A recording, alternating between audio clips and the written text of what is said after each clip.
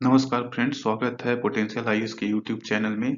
Judicial appointments जैसे कि appointment of supreme court जजेस एंड हाई कोर्ट जज हमेशा से गवर्नमेंट और सुप्रीम कोर्ट के बीच में एक बोन ऑफ कंटेंशन रही है और हमेशा से यहाँ पे डिबेट चलता रहा है कि किस ढंग से जजेस की नियुक्ति किया जाए। अभी जो जज की नियुक्ति का सिस्टम है उसको हम लोग कोलिजियम सिस्टम बोलते हैं।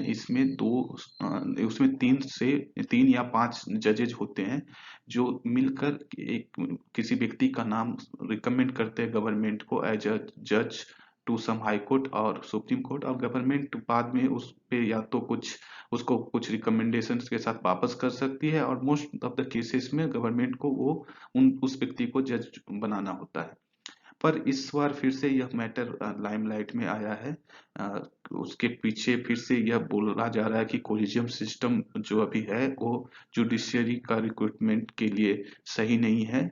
इसमें कुछ और भी सुधार किया जा सकता है। तो चलिए इसको हम लोग समझते हैं। यहाँ पे हम सीजीआई का स्टेटमेंट देख सकते हैं। चीफ जस्टिस का स्टेटमेंट आया है कि कोलिजियम सिस्टम इंडिपेंडेंट जुडिशरी को इंश्योर करता है, इसलिए कोलिजियम सिस्टम एक अच्छा प्रणाली है जज का रिक्रूटमेंट के लिए।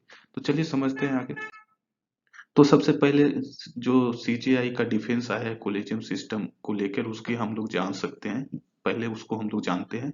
तो सबसे पहला चीज सीजीआई का कहना है कि जो जुडिशियल अपॉइंटमेंट का जो प्रोसेस है वो ट्रांसपेरेंट होना चाहिए और लोगों में ये कॉन्फिडेंस दिलाने वाला होना चाहिए कि जुडिशरी एक इंडिपेंडेंट है।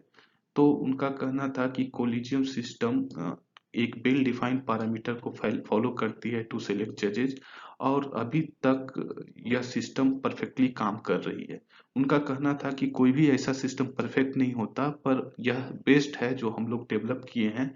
इसका सबसे मेन रीजन और सबसे सिंपल रीजन यह है कि यह इंडिपेंडेंस ऑफ जुडिशरी को मेंटेन करता है और जुडिशरी को किसी भी प्रकार से के आउटसाइड इन्फ्लुएंसेस से इंसुलेट करता है, और इस प्रकार यह ट्रूली इंडिपेंडेंट जुडिशरी को मेंटेन करता है। उनका कहना था कि इस सिस्टम में मेरिट को प्राइम कंसिडरेशन ही माना जाता है। इसके बाद जो सीनियरिटी, इसके बाद भी बहुत सारी चीजों को देखी जाती है जिसमें कि हर एरिया, हर हाई कोर्ट से रिप्रेजेंटेशन होनी चाहिए। इसके अलावा inclusion of gender, marginalised community, minority सभी को ध्यान में रखकर ही रिकमेंडेशन सरकार को सुझाई जाती है। तो चलिए समझते हैं उस क्रिटेरिया के बारे में जिनको ध्यान में रखा जाता है जज की सिलेक्शन करते समय, और जो सीजीआई इस कन्वेंशन में बोल रहे थे। तो सबसे पहला क्राइटेरिया सीजीआई के अनुसार जो कोलिजियम देखती है वो है merit to assess professional competence of the जज। तो इसमें क्या करते हैं कि कोलिजियम जो है वो जितनी भी जजमेंट उस कैंडिडेट जज के द्वारा दी जाती है उसको पढ़ती है। उसके बाद वो अपना ओपिनियन बनाती है कि ये जज सुटेबल है कि नहीं for the elevation to the supreme court. दूसरी क्राइटेरिया सीनियरिटी को दिया जाता है। इसमें वो ये भी ध्यान रखते हैं कि सभी जेंडर, मार्जिनलाइज्ड कम्युनिटीज और सो माइनॉरिटी को इक्वल अपॉर्चुनिटी दिया जाए, और वो एक for the higher judicial office and ताकि ज्यादा रिप्रेजेंटेशन ऑफ दिस कम्युनिटी को equal opportunity and equal representation दिया जा सके। तीसरा क्राइटेरिया जो सीजीआई के द्वारा सुझाया गया था वो था कि adequate representation to each and every high court, different state and region of the country. जितना हो सके अपॉइंटमेंट में जो भी सुप्रीम कोर्ट में की जाती है वो ध्यान रखा जाता है। इसमें सफिशिएंट चेक्स एंड बैलेंसेस है ताकि जज के नियुक्ति के लिए। इसमें सबसे पहले क्या करते हैं, जो भी कोलिजियम होता है वो स्टेट को गवर्नमेंट के साथ मिलकर काम करती है। उसके बाद सेंटर का भी इनपुट आता है in the form of intelligence bureau report. इसके बाद ही ये सुप्रीम कोर्ट रिकमेंडेशन भेजती है प्राइम मिनिस्टर को for the appointment of the जज बाय प्रेसिडेंट ऑफ इंडिया। तो गवर्नमेंट का क्या ऑब्जेक्शंस है कोलिजियम सिस्टम के बारे में वो भी एक बार समझ लेते हैं। गवर्नमेंट में किरण रिजिजू के अनुसार यह एक ओपेक सिस्टम है, पूरी तरह से अपारदर्शी सिस्टम है और एलियन टू द कॉन्स्टिट्यूशन है। उनका कहना था कि जज वही लोगों को अपॉइंट करते हैं जिनको वो जानते हैं। तो इसी प्रकार से एक बार जगदीप धनखड़ जो अभी वाइस प्रेसिडेंट है वो भी कह रहे थे कि एक जो नेशनल जुडिशियल अपॉइंटमेंट कमेटी जो मोदी गवर्नमेंट की शुरुआती कुछ जुडिशियल रिफॉर्म्स में थी वो लाया गया था 2015 में, उसको सुप्रीम कोर्ट ने यह कहकर खारिज कर दिया था कि यह जुडिशरी इंडिपेंडेंस के खिलाफ है। तो कहना था कि ये जो एनजेसी का स्ट्राइक करना एक severe compromise of parliamentary sovereignty का एक इंस्टेंस है और ये मैंडेट ऑफ द पीपल का वायलेशन है। यह कहना था जगदीप धनखड़ का, जो अभी भारत के वाइस प्रेसिडेंट। तो चलिए समझते हैं कि कोलिजियम सिस्टम का विकास कैसे हुआ और इसका इवोल्यूशन कैसे हुआ। तो कोलिजियम सिस्टम का जो इवोल्यूशन है वो different judgement of supreme court के द्वारा ही हुआ है। इसमें कोई भी पार्लियामेंट का कोई कानून या कोई कॉन्स्टिट्यूशन का कोई प्रोविजन का हाथ नहीं है। डिफरेंट समय पे अलग अलग जजमेंट्स आए सुप्रीम कोर्ट को related to recruitment of the जजेस या अपॉइंटमेंट ऑफ द जजेस। तो उसी को हम अलग फर्स्ट जज केस, सेकंड जज केस और थर्ड जज केस के रूप में जानते हैं। पहला जो जज केस था 1981 में, उसके अनुसार सीजेआई का जो रिकमेंडेशन था उसको प्राइमेसी दिया गया कि अगर जिनको सीजेआई रिकमेंड करेंगे उनको ही जज किया जाएगा। हाँ, हालांकि एग्जीक्यूटिव के पास, प्राइम मिनिस्टर के पास ये ऑप्शंस था कि वो उसको रिफ्यूज कर सकते थे अगर कोई ऐसा रीजन है तो। जिसके कारण क्या हुआ कि एग्जीक्यूटिव प्राइमेसी ओवर जुडिशरी आ गया कि कोई भी ऐसे जज का रिकमेंडेशन, नियुक्ति का रिकमेंडेशन जिससे वो ruling party, ruling government agree नहीं होती थी, उसको रिजेक्ट कर दिया जाता था। इसको देखते हुए सुप्रीम कोर्ट का सेकंड जज केस आया जिसमें सुप्रीम कोर्ट ने कोलिजियम सिस्टम को इंट्रोड्यूस किया। इसमें कहा गया कि कंसल्टेंस मीन कंकरेंस, मतलब कि जब आप कोई कंसल्टेशन आता है उसका मतलब होता है कि वही करना है। बस कंसल्टेंस is not means obligate, it is mandatory, it is not a suggestive thing. तो इसके बाद क्या हुआ, सीजेआई का ओपिनियन बस इंडिविजुअल ओपिनियन नहीं रह गया, इसको एक इंस्टीट्यूशनल ओपिनियन बना दिया गया और सीजेआई का ओपिनियन को दो सीनियर मोस्ट जज के द्वारा बैक किया जाने लगा। इसके बाद थर्ड जज केस हुआ जिसमें कोलिजियम को 5 मेंबर बॉडी बना दिया गया, जिसमें एक सीजेआई और 4 सीनियर मोस्ट कलीग रहते थे जो मिलकर जो भी रिकमेंडेशन सरकार को भेजते थे उन जज की नियुक्ति की जाती थी। तो चलिए समझते हैं कि कोलिजियम सिस्टम का हेड कौन है। तो कोलिजियम सिस्टम का हेड अभी चीफ जस्टिस ऑफ इंडिया करते हैं और उनके साथ 4 सीनियर मोस्ट जज होते हैं। एक जो हाई कोर्ट का कोलिजियम होता है उसका जो चीफ होते हैं वो भी chief justice of that high court होते हैं, उनके साथ 2 अदर सीनियर मोस्ट जजेज ऑफ दैट कोर्ट होते हैं। इसके अलावा कुछ जजेज of the higher judiciary are appointed only through the collegium system. इन गवर्नमेंट का कोई इसमें रोल नहीं होता है। तो चलिए समझते हैं कि जुडिशियल अपॉइंटमेंट का प्रोसीजर क्या है। तो सबसे पहले चीफ जस्टिस ऑफ इंडिया के जुडिशियल अपॉइंटमेंट का प्रोसीजर समझते हैं। चीफ जस्टिस ऑफ इंडिया का अपॉइंटमेंट प्रेसिडेंट ऑफ इंडिया के द्वारा किया जाता है। साथ ही अदर चीफ सुप्रीम कोर्ट जजेस का भी नियुक्ति प्रेसिडेंट ऑफ इंडिया के द्वारा ही किया जाता है। तो सीजेआई के केस में जो सीजेआई रिटायर होने वाले होते हैं उन वही आउटगोइंग सीजेआई ही अपने सक्सेसर का नाम रिकमेंड करते हैं। ऐसा कोशिश किया जाता है कि सीनियरिटी को ध्यान में रखा जाए। पहले के केस में हमेशा ये सीनियरिटी को ध्यान में रखा जाता था, पर हाल के वर्षों में आफ्टर 1970 ऐसे केसेस हुए हैं जहां सीनियरिटी को सप्रेस किया गया है। चलिए अदर सुप्रीम कोर्ट के जजेस के जो रिक्रूटमेंट प्रोसेस के बारे में समझते हैं।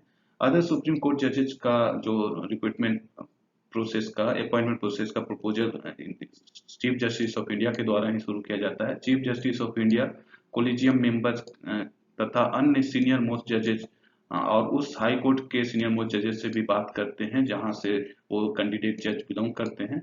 उसके बाद जो भी कंसल्टीज होते हैं जिनके साथ एक कंसल्ट किया जाता है उनको अपना ओपिनियन राइटिंग में दिया जाता है और वो एक फाइल का पार्ट बन जाता है बाद में।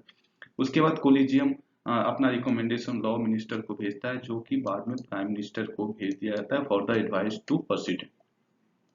तो फिर कोलिजियम सिस्टम का इश्यूज क्या है, क्या ऐसा कारण है जिसके कारण बहुत बार ये बात सुनने को मिलता है कि collegium system is not a perfect system for recruitment और अपॉइंटमेंट ऑफ जजेस। तो चलिए समझते हैं। सबसे पहला इशू है वो है एक्सक्लूजन ऑफ एग्जीक्यूटिव।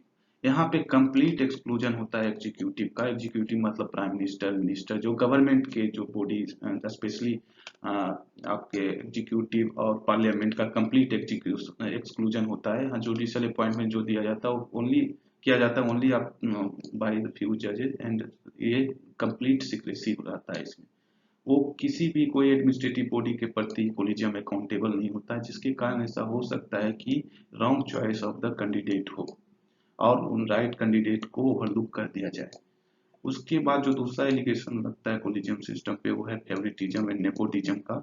चूंकि यहाँ पे कोई ऐसा स्पेसिफिक क्राइटेरिया मेंशन नहीं है जिसके अनुसार कोलिजियम सिस्टम जजेस की अपॉइंटमेंट करेगी, और कोई भी ऐसा क्राइटेरिया मेंशन नहीं है। ऑल्दो सीजेआई का स्पीच में ये कुछ क्राइटेरिया बताया गया था, परंतु वो मेंशन नहीं है, रिटेन नहीं है। तो इसके कारण यहाँ पे नेपोटिज्म और फेवरेटिज्म का चांसेस बहुत ज्यादा रहता है। ऐसा बहुत केसेस है जहाँ पे जज के ही घर परिवार के या उनके ही कोई रिलेटिव ही कोई जज बन जाते हैं। जनरली ये बहुत ही क्लोज्ड सर्कल बनकर रह गया है आजकल।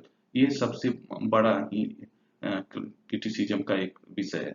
दूसरी की यहाँ कोई ट्रांसपेरेंसी नहीं रहती है। क्या जो भी रिकमेंडेशन आता है उसको किसी के सामने जाहिर नहीं किया जाता है।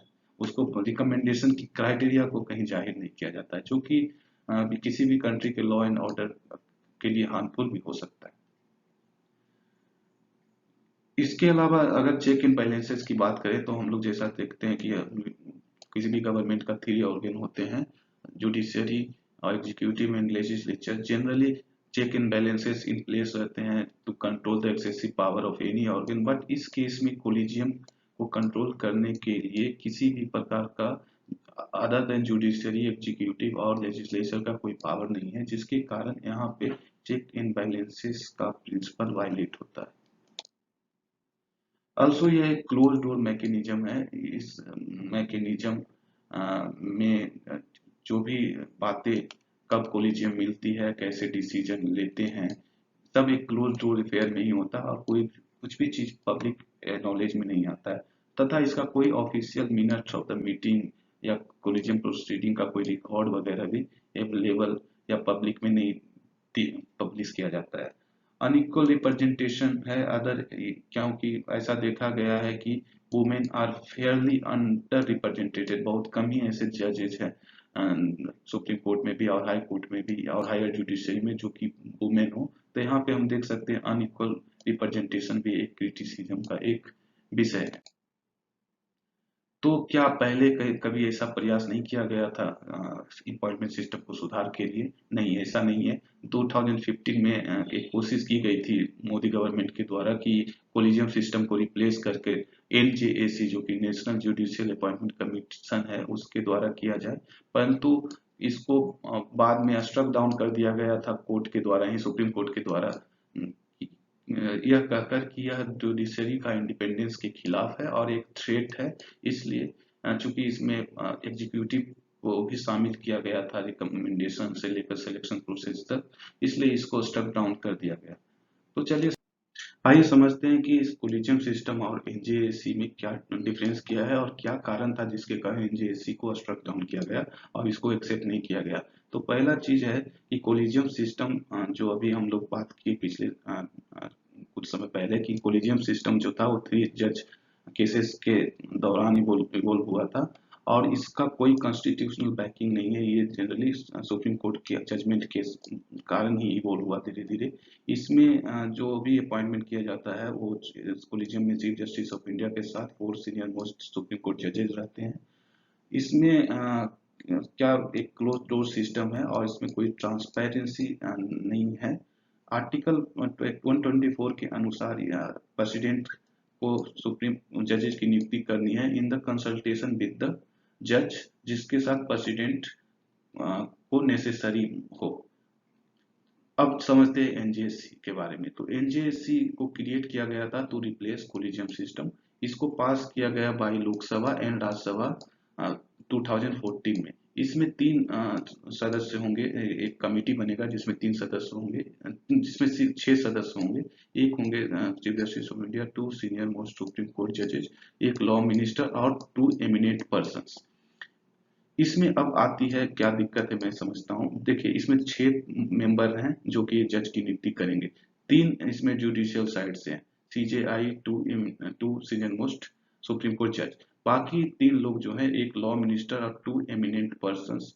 ये यही कंटेंशन का विषय था। सुप्रीम कोर्ट को लगा कि ये 3 लोग बाहर से, चूंकि इसमें प्राइम मिनिस्टर या एग्जीक्यूटिव बॉडी का भी से रहेगा इनकी अपॉइंटमेंट में, तो हो सकता है कि जो भी जुडिशरी का अपॉइंटमेंट प्रोसेस है, 50-50 बायस्ड हो सकता है और इफेक्ट हो सकता है बाद में। इसी कारण था कि सुप्रीम कोर्ट को लगा कि ये इंडिपेंडेंस ऑफ जुडिशरी के लिए खतरा है और एनजेएससी को स्ट्रक डाउन किया गया।